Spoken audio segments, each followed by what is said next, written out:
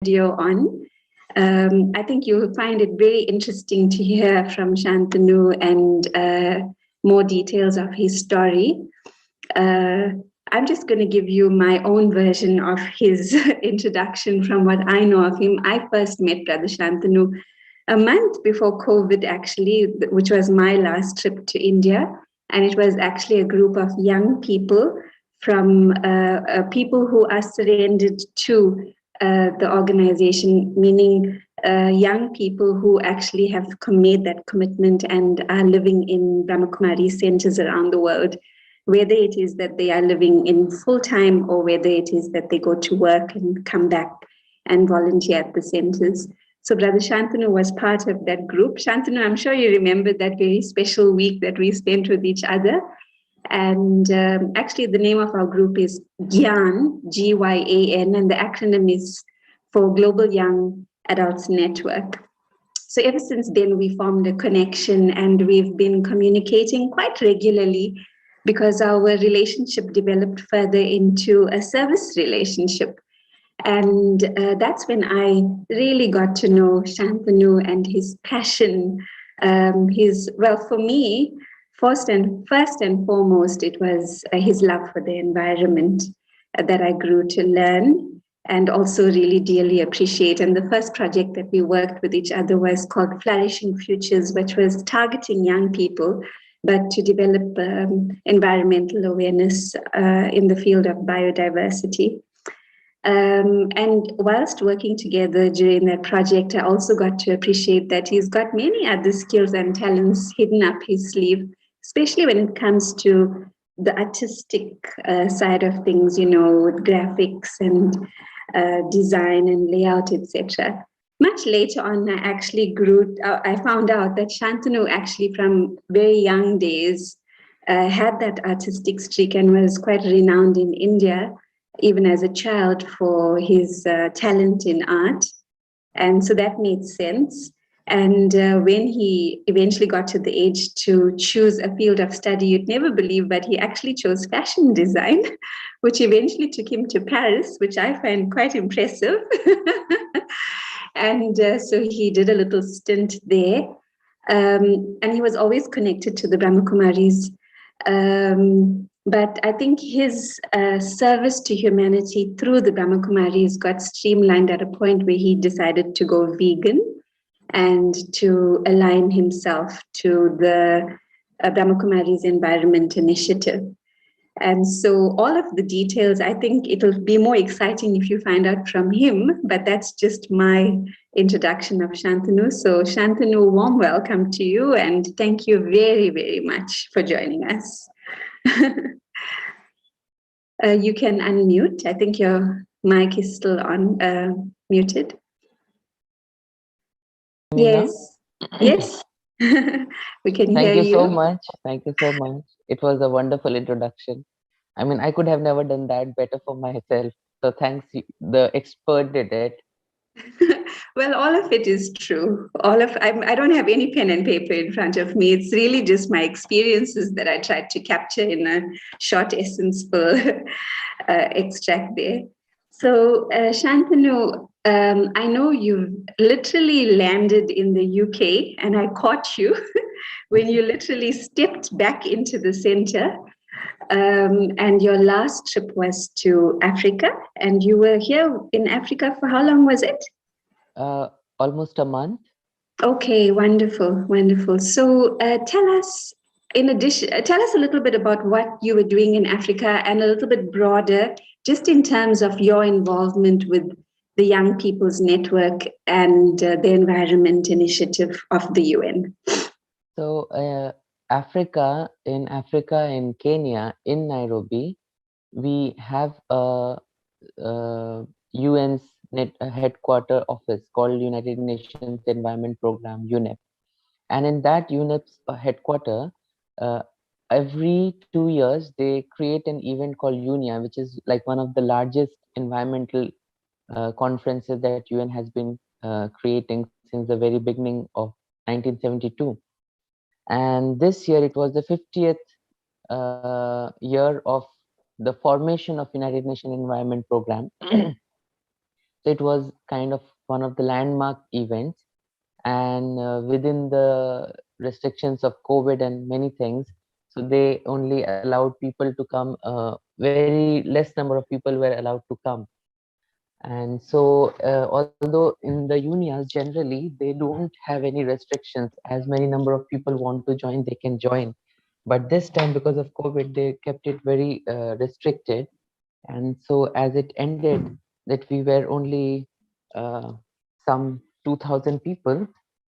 And so when I came there within the major group of youth and children. So UNEP has 9 major groups: major group for women, major group for farmers, major group for scientists, and there's a major group for children and youth. So in that major group, I am in the steering committee to look after a certain theme called environment and faith, which means faith-based organizations or actors who are into faith-based action. My job is basically to connect them, help them come closer to one another, and create projects together and look after the larger circle. So I was there, and it was a wonderful time, especially because the UN campus is so beautiful, because it's an extension of Karura Forest. And so you will never imagine a multi-stakeholder, multinational, intergovernmental office to be situated inside a forest.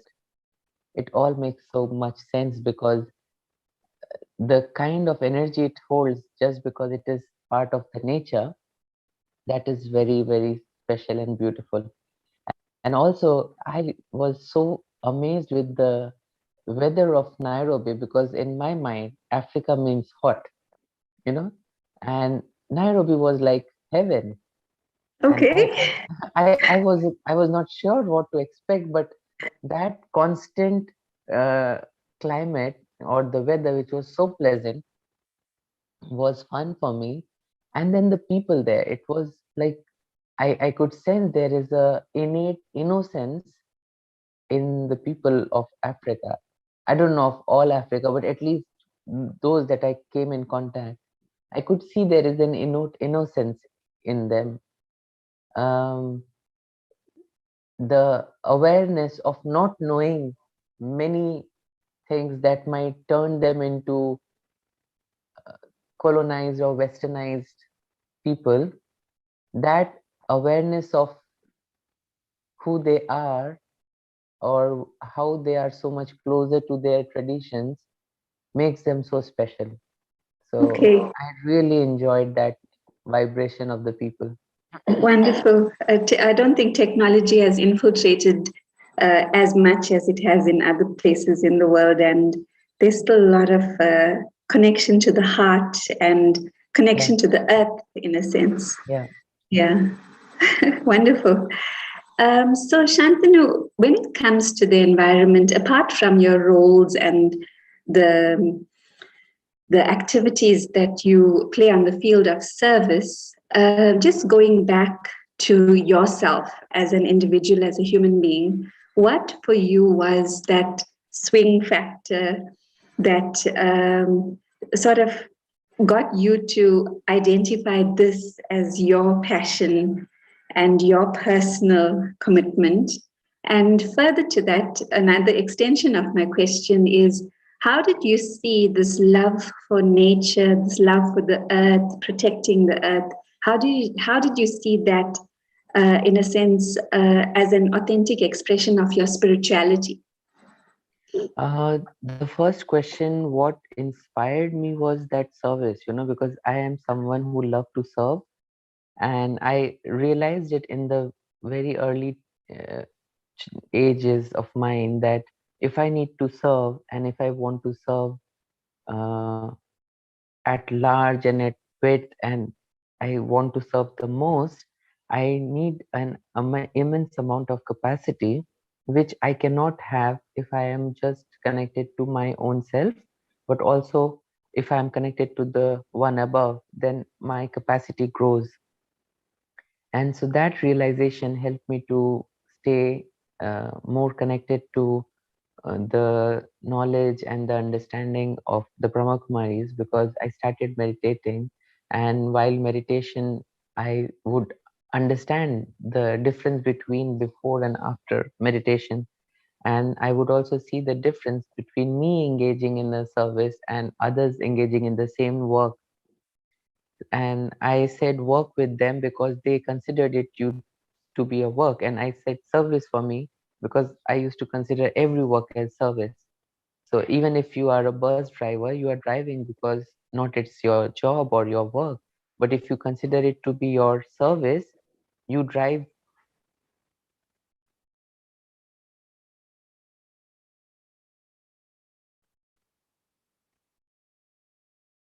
Shantanu, from my side, it seems like you have frozen. I'm not sure if it's the same for our other participants, whether we can hear you.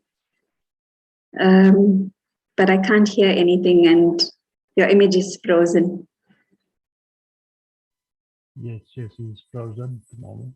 Clear Same my here. Okay, Shantanu, we just lost a little bit. Um, all right. It-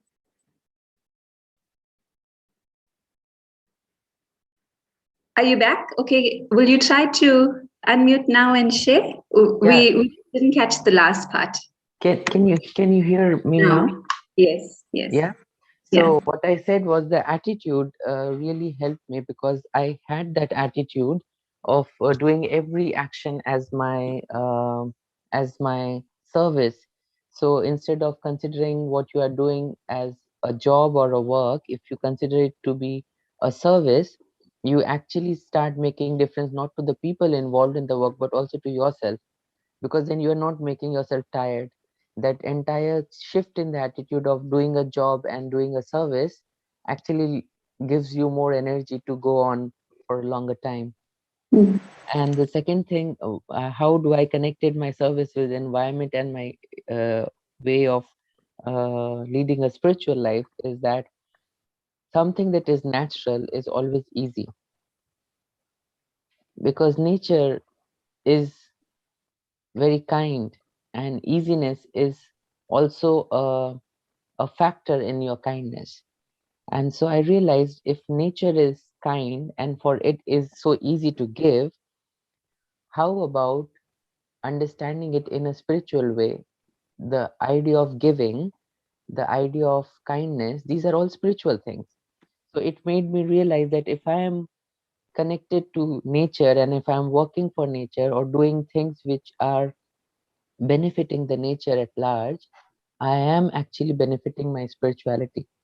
So Okay. so I realized that they are just not two different things. Yeah. Ecology and spirituality, they are not two different things. The same, they are the same process, but just given two different names. And what is that process? The process is to live on this sacred planet with a lot of reverence to all the living beings around, to live with a lot of dignity for the self and for others, and that is ecology, but that is again is spirituality. So it's very much. Absolutely. I really just love how you're describing it and you're bringing in, the qualities because for me, that sort of strikes a chord, when I hear it described that way, because I will confess, sometimes when I try to follow, all of the logistical information and the facts and things like that, you kind of get bogged down, and for some people, maybe it would be a wake up call and inspiring. But for others, I think I'm in the second category. When I hear how you described it about the dignity of nature and being one resonating kindness, in its expression and things like that, is very inspiring. So I know, well, you mentioned you in the children and the major group for children and young people. Tell us a little bit about you being a youngster and being in such close connection with young people from many organizations and having worked with them during conferences and on projects and things like that, and further your vision, your vision of the service of young people. Can you share? And I know recently you even mentioned an inspiration that you had about Africa.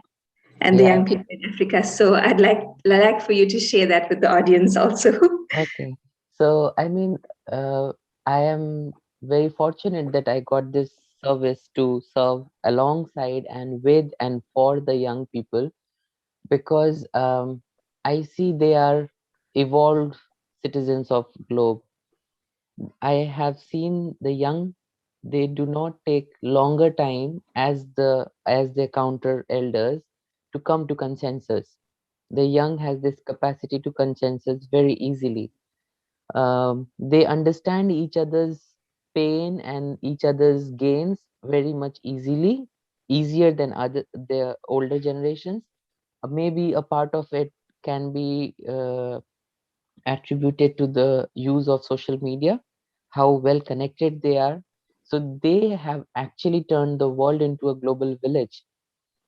And so the youth are more connected, they are more aligned to one another's feelings and emotions. I saw when the geopolitical situation happened, we were in the Union, and I saw how youth were very vocal about it, openly uh, taking sides or not sides, or openly condemning wars. But I saw how the leaders, the political leaders, or the diplomats, or the negotiators, how they were refraining from saying anything because it was connected to their jobs and it was connected to the protocols. Yeah. So when it is about pain and when it is about people's emotion, when it is about life itself, how can you still stick to your protocols? Whereas for youth, it was so easy to give up every national identity they were carrying, every diplomatic identity they were carrying. They gave up that and they became global citizen within just few minutes and started talking about it loudly. So this power That's of a youth, nice example. yeah. So this power of the youth to come together is Mm. something that can be harnessed more. And with that, I understood that youth are again also the most vulnerable, because it is their future which is in concern, which is in question. It is not the future of people who have already lived for 70 years. They might try more and they might live 30 more years. I'm just being very extravagant, but that is also a big number. But it is about the youth and the children whose future is in danger, and that's why they are the more vulnerable ones, and that is also seen in their words and actions. They Mm. are internally very anxious. They are internally very depressed, and to work with them is a opportunity to serve them so that they become more resilient and more powerful. They become more empowered. And connecting these two was what I really felt I would like to do, is to serve Africa, especially the children and the youth, because the things that I mentioned earlier is common with them also, because they are well connected, they are well uh, well feeling, they have this good feeling for each other. So youth in Africa, I especially see them is again that innocence is still there. The media is providing them both kind of things. One is the thing to become more colonized, to become more like what they see elsewhere. And then there is the media which is trying to grow the niche for them to become what they are. And so I would prefer to share this dream or this vision to serve the whole of African children and youth, because it's easier to work with them and to tell them that you don't have to copy yourself to become something else. Your prosperity and your growth totally lies in your roots. A tree cannot take sustenance from the roots of other tree. It might be connected through the nodes to the other roots, but it cannot take the nourishment from the other roots. So come back to your roots, take nourishment from your roots, and then you will grow into a tree that is special and unique. And that Wonderful. would be my dream. Excellent. And gosh, Shantanu, I wish we had more time because it's just you're painting a picture in front of me, and I'm just seeing this whole scene as you're speaking. And I think it must be the same for our group that's online at the moment. But unfortunately, our 15 minutes has come to an end. And I really just want to thank you from my heart because it was most inspiring to hear and your insights, and your own deep feelings about all of these very relevant world issues. And I really hope we have a chance to catch much more of you. I think I'll have to keep picking on you and drawing you in. Thank you so much. Yeah. That And makes me feel like family. yes, we are family. Definitely we are. And this is Sister Nita from Cape Town. I'm not sure if you've met her already, or is this your No, first Good time meeting I her? morning. have, good morning. I have met online and through WhatsApp. Okay, So wonderful, wonderful. we haven't conversed face to face, although this is virtual. So lovely to meet you again, Brother Shantanu. And I hope to meet him when I'm in India as well. So we're Yes, going to try and make that of happen. So course, that will be beautiful. of Thank course. you for sharing with us. Thank Okay. you. Thanks, Shantanu. Bye-bye. Great.